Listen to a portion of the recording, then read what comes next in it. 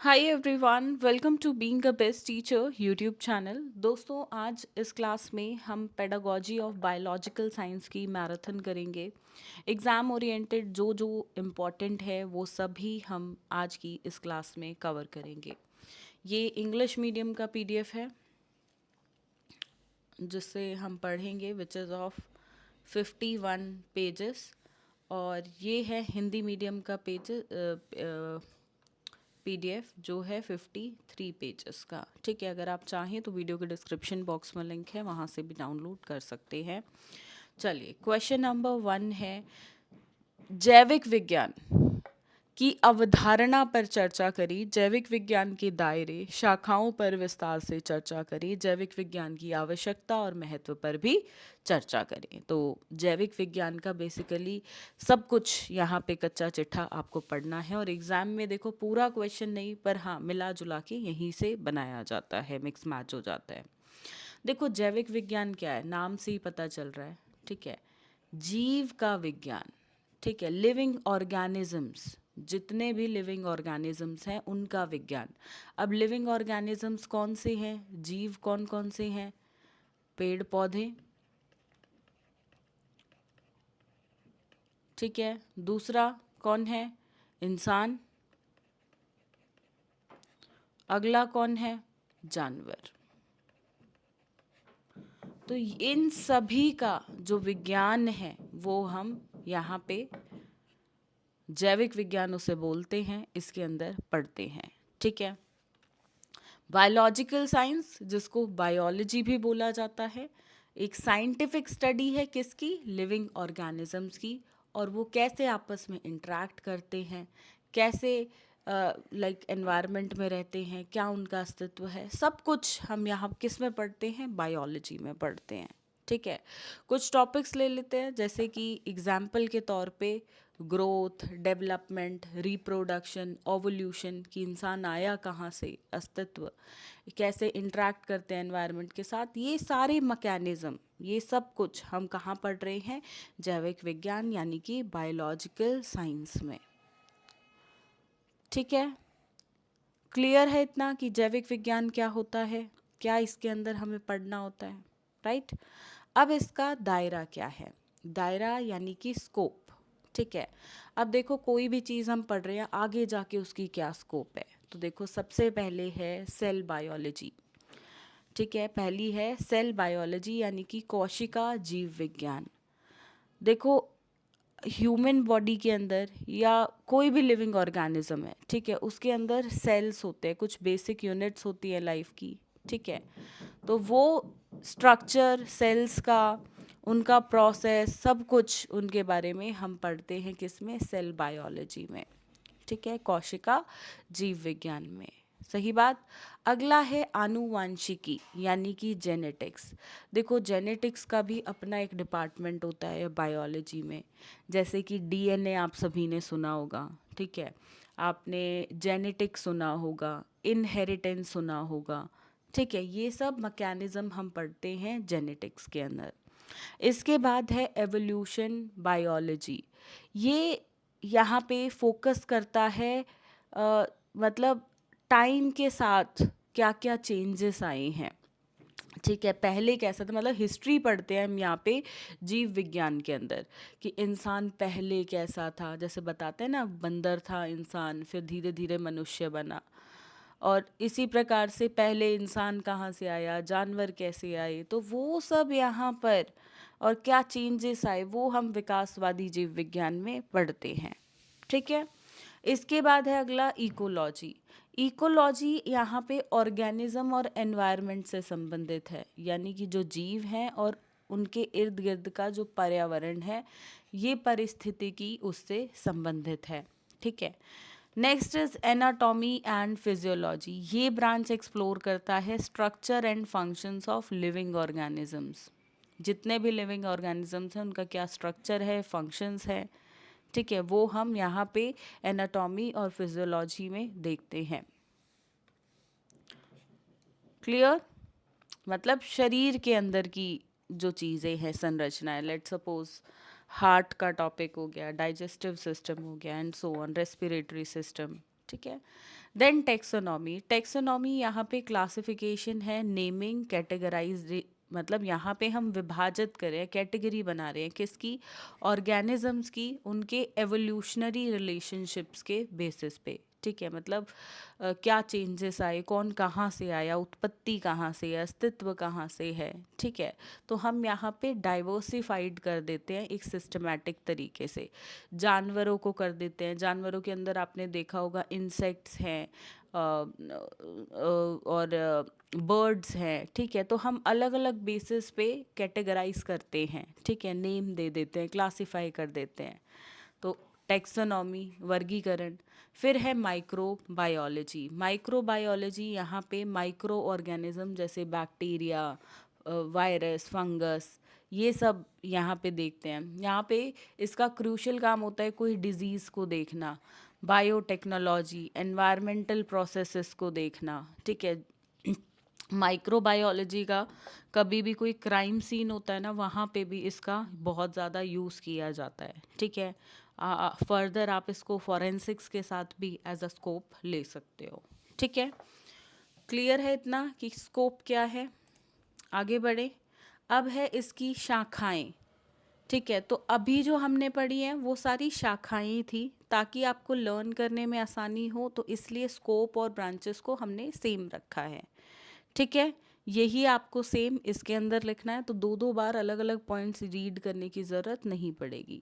Scope होता है हमेशा आगे जाके उसमें क्या मतलब हो सकता है, ठीक है। लेट सपोज ये सारी फील्ड्स हैं, तो इनमें आगे करियर डेवलपमेंट्स हैं, ठीक है, इसमें आगे बहुत कुछ सीखने का स्कोप है। तो इसलिए ब्रांचेस को और उसको हमने सेम रखा है, इससे आपको लर्न करने में आसानी होगी, ठीक है। अब नीड और इम्पोर्टेंस क्या है बायोलॉजी के, देखो यहाँ पे हम लाइफ को समझ पाते हैं बायोलॉजी की मदद से, ठीक है, हम जीवन को समझ पाते हैं, ठीक है। वरना क्या पता चले कि ह्यूमन बॉडी के अंदर क्या क्या है, क्या क्या अर्थ पे है, जीव कौन है, अजीव कौन है, लिविंग कौन है, नॉन लिविंग कौन है, कुछ नहीं पता चलेगा। वो पता चलता है बायोलॉजिकल साइंस से ही। तो ये जीव को समझने में, अंडरस्टैंडिंग द लाइफ, जानवर, पेड़ पौधे, इंसान, सबको समझने में मदद करता है। दूसरा है हेल्थ केयर। देखो कोविड जैसी स्थिति में बायोलॉजी ने बहुत बढ़िया काम किया, फटाफट से ट्रीटमेंट आ गया था, हमने डिज़ीज़ को समझा, ठीक है, उसकी प्रिकॉशंस आ गए थे, उसकी एंटीडोट आ गए थे, तो ये सब काम किया, ठीक है। तो हेल्थ केयर की फील्ड में बहुत इम्पॉर्टेंट है, ठीक है। Then agriculture and food production के लिए biological science is very important. यहाँ पे क्रॉप्स को समझना, उनका डेवलपमेंट पैटर्न, कौन सी जगह क्या ग्रो करेगा, कितना न्यूट्रिशन, फूड सेफ्टी की रिक्वायरमेंट लिविंग्स को होती है, क्या चीज़ फार्मिंग के टाइम पे यूज़ होनी चाहिए, लेट सपोज एग्जांपल पेस्टिसाइड्स का कितना यूज़ होना चाहिए, कितना नहीं। तो ये सब यहाँ पे बायोलॉजी का ही काम होता है, यानी कि कृषि और खाद्य उत्पादन में भी इसका बहुत इम्पॉर्टेंट रोल है। Next is conservation and biodiversity. हम हमारे इकोसिस्टम को समझ सके, हमारी वाइल्ड लाइफ को समझ सके।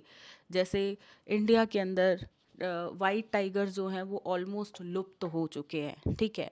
तो ये एरिया भी बायोलॉजिकल साइंस का ही होता है कि क्या चीज़ हमारे यहाँ है, क्या नहीं है, कौन सी ऐसी स्पीशीज़ हैं जो लॉस्ट होती जा रही हैं, बिल्कुल ख़त्म होती जा रही हैं, क्यों उन्हें प्रोटेक्ट करने की ज़रूरत है, कंजर्वेशन क्यों ज़रूरी है बायोडाइवर्सिटी का, तो ये सब। Next is environmental protection. देखो एनवायरनमेंट को ना आज के टाइम में तो बहुत ही खतरा हो गया है, हम अब इंसान जो है अपने फ़ायदे के लिए एनवायरनमेंट को ख़त्म करता जा रहा है। जैसे climate change, pollution, habitat degradation, इन सब की हम बात करें तो एनवायरमेंटल पॉल्यूशन प्रोटेक्शन के लिए इसकी बहुत रिक्वायरमेंट है, नीड है बायोलॉजिकल साइंस की। देन बायोटेक्नोलॉजी है। देखो आज के टाइम में आपने देखा होगा मेडिसिन, एग्रीकल्चर, इंडस्ट्री, ठीक है, हर जगह और engineering, pharmaceutical production, biofuel, genetics, हर जगह इसकी रिक्वायरमेंट है। अभी आप देखोगे कोई भी मर्डर होता है, कोई क्राइम सीन होता है, तो वहाँ पे फॉरेंसिक्स की टीम जाती है। वो इम्प्रेशंस लेते हैं कि किस किस के हैंड इम्प्रेशंस मिले, या अभी मैंने देखा था एक रेप केस हुआ था, तो उसमें उस लड़की के नाखूनों के अंदर जो है दूसरे बंदे के डीएनए मिले थे। तो ऐसे करके क्राइम सीन्स पे पता लगाया जाता है कि भाई एक्चुअल में कल मतलब वो किया किसने है। ठीक है, ऐसे बहुत केसेस सॉल्व होते हैं आज के टाइम में, और आज ही नहीं बहुत टाइम से ये चीज़ यूज़ हो रही है। इंडिया में तो फिर भी लेट आई, वेस्टर्न कंट्रीज़ यूरोपियन कंट्रीज़ बहुत टाइम से इसको यूज़ कर रही है। तो बायोटेक्नोलॉजी में इसकी बहुत नीड है। ये तो मतलब बायोलॉजी आज के टाइम में हमारी बेसिक नेसेसिटी बन चुकी है। जैसे कपड़ा ज़रूरी है, खाना ज़रूरी है, वैसे ही जो है बायोलॉजिकल साइंस ज़रूरी है। एजुकेशन और साइंटिफिक प्रोसेस के लिए ये ज़रूरी है। बिल्कुल, देखो फ्यूचर में हम हेल्थ से संबंधित हमें जैसे कोविड आया, ऐसी स्थिति में हमें जो है सॉल्यूशन मिल पाया। ठीक है, ऐसे ही आगे चल के भी कोई ऐसी आपदा आती है तो हमें सॉल्यूशंस मिल पाए, हमारे पास वेल स्किल्ड साइंटिस्ट हों, अच्छे प्रोफेशनल हेल्थ केयर से संबंधित हों, जो सिटीजन्स को इन्फॉर्म कर सकें, या जो भी बायोलॉजिकल साइंस को पढ़ेगा वो वेल इन्फॉर्म्ड भी होगा। ठीक है, उसे अच्छे से जानकारी भी होगी चीज़ों की। तो इन्हीं सब के लिए ज़रूरत है यहाँ पे किसकी, बायोलॉजिकल साइंस की। एंड इसके अलावा डिज़ीज़ कंट्रोल के लिए आप इसमें कोई भी कम्युनिकेटिव डिजीज़ का एग्जाम्पल दे के समझा सकते हो। ठीक है, कोविड का ही लिख दो रिपीटेड एग्जाम्पल, कोई फ़र्क नहीं पड़ेगा। ठीक है, क्लियर है। चलिए, जैविक विज्ञान के लक्ष्य और उद्देश्यों की चर्चा करेंगे अब हम। देखो एम्स क्या है, यहाँ पे हम लाइफ को अंडरस्टैंड करते हैं, जो डाइवर्सिटी है उसको एक्सप्लोर करते हैं। ठीक है, फर्स्ट इज़ जीवन को समझना, दूसरा इज़ विविधता की खोज हम यहाँ पे करते हैं। देन एक्सप्लेनिंग एवोल्यूशन, कि भाई इंसान आया कहाँ से, कैसे वो टाइम के साथ चेंज हुआ। इसके अलावा बाकी जीव भी, वो कहाँ से आए, उनका अस्तित्व क्या है, ये सब समझने में हेल्प करता है। देन डिस्कवरिंग मैकेनिज़्म, यहाँ पे हम बहुत चीज़ें डिस्कवर करते हैं कि भाई आज के टाइम में भी आप देखोगे तो नई नई नई नई चीज़ें आती हैं। जैसे आप देखोगे कोई ब्लड टेस्ट है। ठीक है, आज के टाइम में ब्लड टेस्ट जो है नए नए तरह के आते जा रहे हैं। अ, जैसे कोविड के टाइम पे कोविड से संबंधित ब्लड टेस्ट आए। ठीक है, ब्लड टेस्ट नहीं मतलब कोविड संबंधित टेस्ट आए। इसके अलावा आज के टाइम में फीमेल्स के लिए टेस्ट बहुत सारे न्यू इंट्रोड्यूस होते हैं। तो इस तरीके से डिस्कवरीज होती जाती हैं जब हम, क्योंकि साइंटिस्ट अपना काम कर रहे हैं, नई नई चीज़ें वो हमारे लिए लेकर आते हैं। टेक्नोलॉजी, अभी मेरे फादर इन लॉ का ऑपरेशन हुआ आईज का, उनको कैटरैक्ट था। तो वहाँ पे उनका जब पहले कैटरैक्ट का ऑपरेशन हुआ था ऑलमोस्ट 1 साल पहले, तब उनका प्रोसीजर जो था और अब जो प्रोसीजर हुआ वो नई टेक्नोलॉजी की मदद से हुआ। तो वी वर वेरी शॉक्ड कि 1 साल में ही इस हॉस्पिटल ने नई टेक्नोलॉजी को अपना लिया जो मेडिकल फील्ड में आई, और बड़ी स्मूथली सिर्फ 7 to 8 मिनट्स के अंदर ऑपरेशन हो भी गया था। So this is the thing, इस तरीके से नई डिस्कवरीज मेडिकल फील्ड में डेफिनेटली बायोलॉजिकल साइंस का ही एक नीड और एम है। देन इन्वेस्टिगेटिंग इकोसिस्टम, भाई हमारे इकोसिस्टम में क्या डिस्टर्बेंसेस आ रही हैं, ग्लोबल वार्मिंग क्या काम कर रही है, पॉल्यूशन की वजह से क्या हो रहा है, तो ये सब देखना, ये यहाँ पे इकोसिस्टम को इन्वेस्टिगेट करना, ये एम है किसका, बायोलॉजिकल साइंस का। हेल्थ को इम्प्रूव करना, हेल्थ फैसिलिटीज़ को, एग्रीकल्चर के लिए जो है एडवांसमेंट करना। ठीक है, कंट्रीब्यूट करना एग्रीकल्चर की फील्ड में। देन कंजर्वेशन के लिए, जैसे वी नो सस्टेनेबल डेवलपमेंट का जो कॉन्सेप्ट है। ठीक है, कि लोगों को फ्यूचर में जो हमारी जनरेशन्स होंगी उनके लिए रिसोर्सेज छोड़ने हैं तो हम कम उसको यूज़ करें। तो ये सारे कॉन्सेप्ट्स कंजर्वेशन के एम है बायोलॉजिकल साइंस का ही।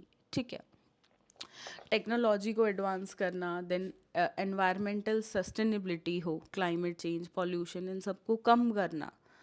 ठीक है, तो ये सब काम यहाँ पे बायोलॉजिकल साइंस का एम रहता है। ठीक है, अब इसके ऑब्जेक्टिव्स देखोगे, देखो एम्स और ऑब्जेक्टिव्स में क्या फ़र्क है। एम्स लॉन्ग टाइम, में अचीव होते हैं, सालों लग जाते हैं। ऑब्जेक्टिव्स शॉर्ट टाइम में हो जाते हैं। ठीक है, ये इनके बीच सबसे बड़ा डिफरेंस है। सबसे पहला है education and communication. Biological science यहाँ पे इंडिविजुअल्स को एजुकेट करता है, किस बारे में?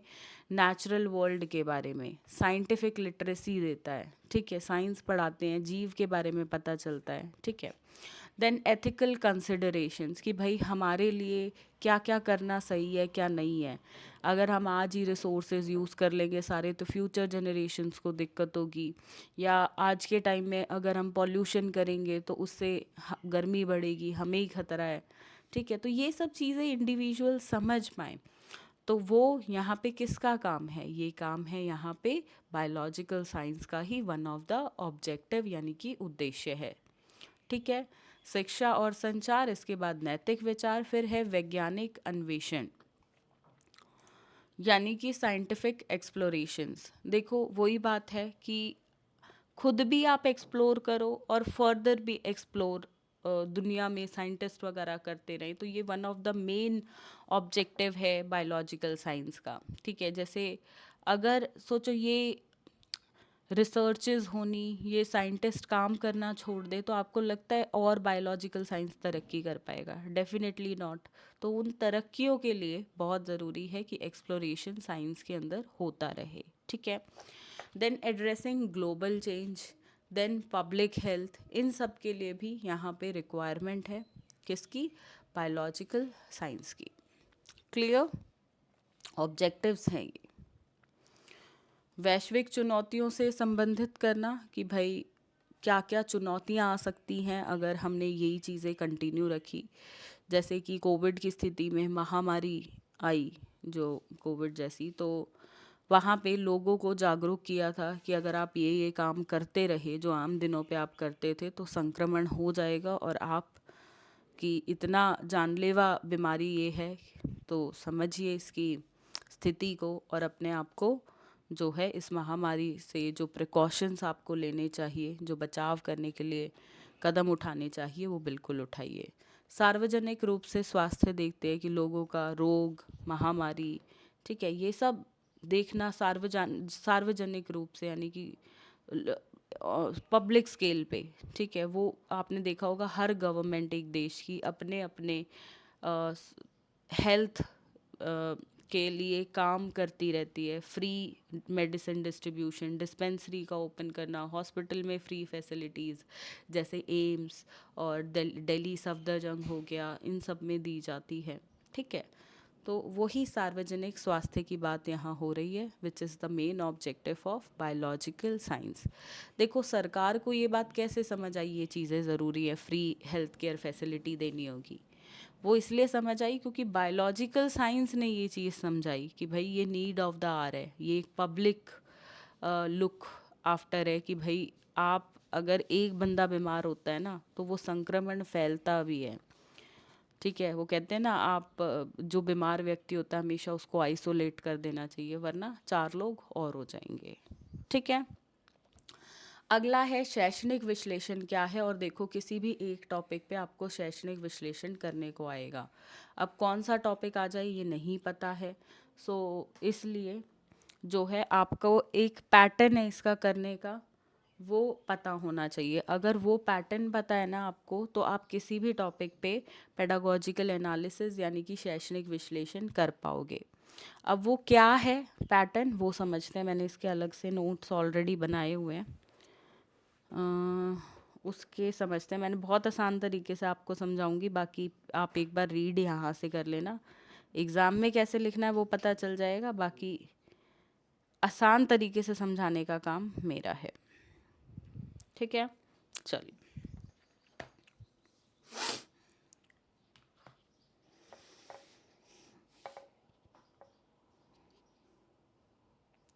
मैं आपको सीधा स्टेप्स बताऊंगी, ठीक है। पहले पेडागोजिकल एनालिसिस क्या होता है थोड़ा वो समझ लो, ठीक है। फिर इसकी नीड, इम्पोर्टेंस वगैरह थोड़ा रीड कर लेना। स्टेप्स मैं आपको बताऊंगी जो सबसे इम्पॉर्टेंट है, फिर चाहे किसी भी टॉपिक पे दे दे पेडागोजिकल एनालिसिस करने को, आप कर पाओगे। देखो हम कोई भी लेसन बच्चों को पढ़ाते हैं तो क्लास में एक तो उसके लिए प्रिपेयर होके जाना ज़रूरी है।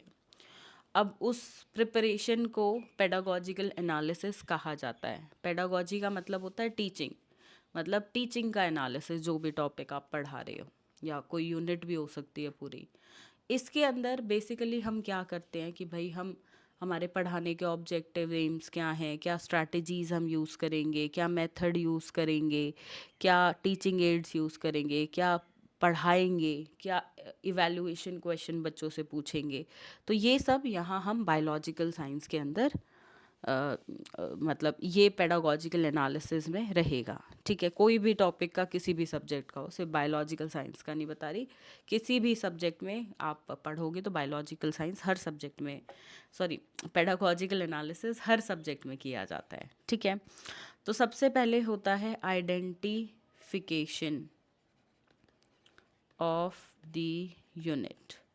आप जिस भी यूनिट का जो भी टॉपिक पढ़ा रहे हो, जिस क्लास को पढ़ा रहे हो, एंड फर्दर उसका टाइप, जैसे हम पढ़ा रहे हैं सब्जेक्ट, पहले सब्जेक्ट आएगा फिर टाइप। अब टाइप में biological science,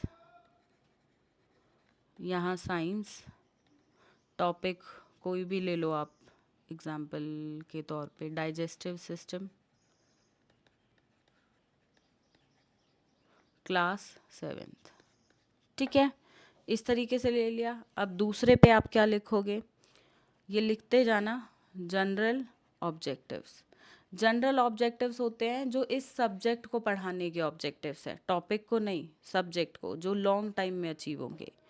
to develop students interest, to develop students interest in biological science.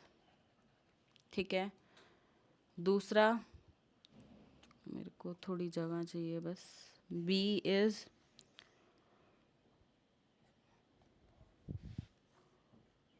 To develop problem solving skills among students. ये कॉमन बता रही हो, कोई भी टॉपिक पे आ जाए जनरल ऑब्जेक्टिव सेम रहते हैं। तीसरा है टू डेवलप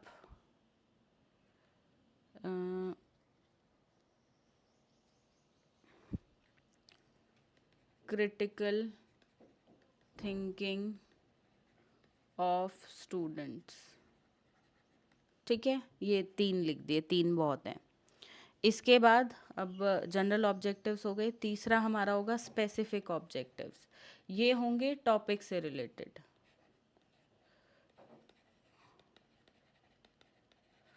ठीक है, students will be able to understand the concept of digestive system. ठीक है, students will be able to understand the concept of digestive system, understand करेंगे। दूसरा, डिफाइन कर पाएंगे डाइजेस्टिव सिस्टम को। ठीक है, students will be able to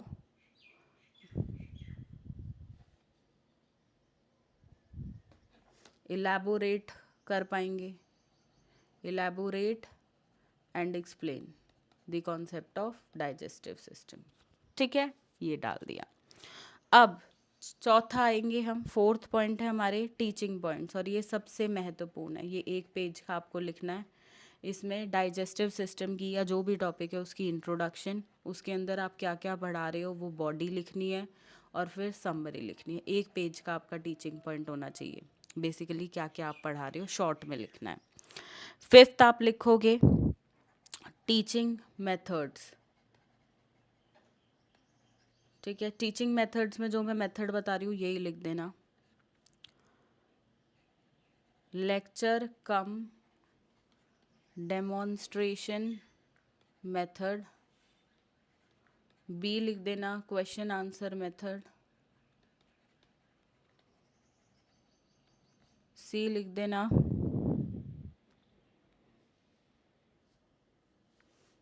group discussion. ठीक है, या प्रोजेक्ट मेथड भी लिख सकते हो। ठीक है, सिक्स्थ आएंगे। अब सिक्स्थ पे आप लिखोगे जो जो टीचिंग एड्स आप यूज़ कर रहे हो, 3 लिख दो, कोई भी लिस्ट बना दो, ABC, जैसे chart, model and PPT presentation. ठीक है, या PPT स्लाइड्स। ठीक है, ये लिख दिया। अब सेवेंथ पे आप बच्चों से पूछोगे कुछ इवैल्यूएशन क्वेश्चंस, जैसे कि इस टॉपिक से संबंधित हो गए, what is digestive system.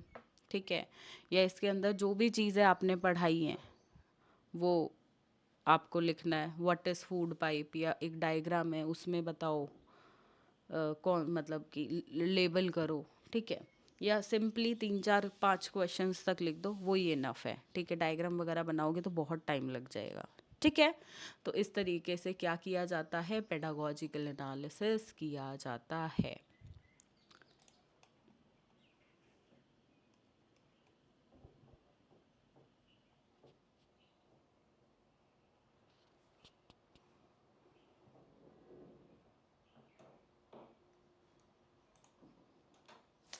Clear. अब करेंगे स्किल्स जो टीचिंग ऑफ बायोलॉजिकल साइंस के लिए ज़रूरी हैं।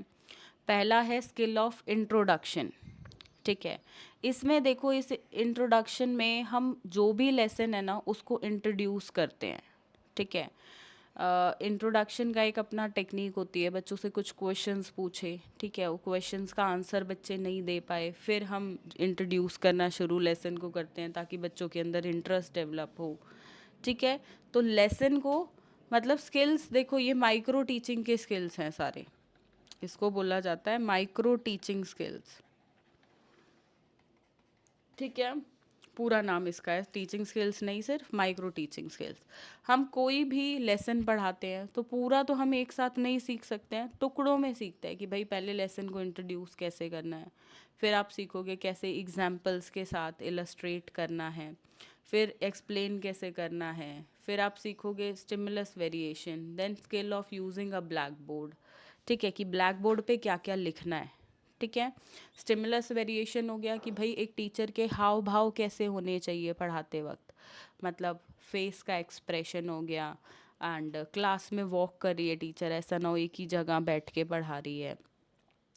राइट, इसके बाद बात करें तो टीचर का वॉइस मॉड्यूलेशन, कि भाई टीचर की वॉइस में उतार चढ़ाव है, आई कांटेक्ट है बच्चों के साथ, तो ये सब स्टिमुलस वेरिएशन में आता है। ठीक है, स्टिमुलस वेरिएशन में कुछ, मतलब इसका जब लेसन प्लान बनाते हैं ना, तो ये हम लेसन प्लान तो बना देते हैं, बट ये एक ऐसा स्किल है जो प्रैक्टिकली ही क्लासरूम में दिखता है। आप वॉइस में उतार चढ़ाव लिख तो नहीं दोगे ना, समझ रहे हो। देन एक्सप्लेनिंग स्किल, कोई भी लेसन आप उसको कितने अच्छे से एक्सप्लेन कर पाते हो, इलस्ट्रेट कैसे कर पाते हो एग्जाम्पल्स के साथ, तो ये अलग अलग स्किल्स हैं। ठीक है, एक बार इसको रीडिंग दोगे ना तो अपने आप अच्छे से चीज़ें समझ आ जाएंगी, बहुत ही आसान टॉपिक है। ठीक है, मैं एक बार आंसर कैसे लिखना है वो आपको दिखा देती हूँ बस।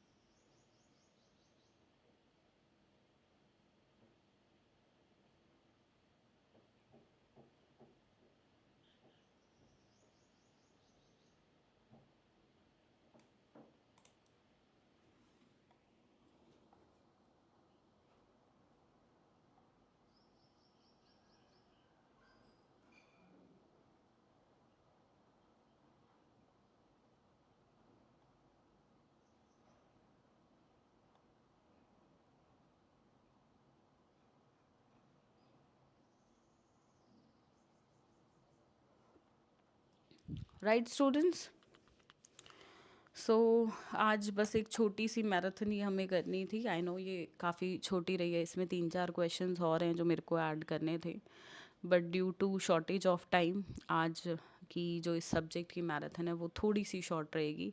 बट हाँ, जो ये किया है ये आपके एग्ज़ाम में फॉर श्योर आएगा। ये चारों क्वेश्चन अच्छे से कर लो, चारों टॉपिक्स। एंड बाकी मैं आपको एक सजेशन दूंगी, आप पीडीएफ को एक बार अच्छे से रीड कर लेना, वरना जितना पढ़ा है उसको अच्छे से रिवाइज़ करो अपने एग्ज़ाम में, या कोई टॉपिक ऐसा है ना आपको जैसे समझ नहीं आ रहा है तो कमेंट कर देना, उस टॉपिक की मैं सेपरेट वीडियो आपको प्रोवाइड करा दूँगी, राइट। सो आज की इस मैराथन में सिर्फ इतना ही, बाकी मिलते हैं नेक्स्ट क्लास में, एंड सभी अपडेट्स वगैरह हम आपको देते रहते हैं। सो मेक श्योर चैनल को सब्सक्राइब करके बेल आइकन पे ऑल पे हिट आप ज़रूर कर लें। धन्यवाद। जय हिंद।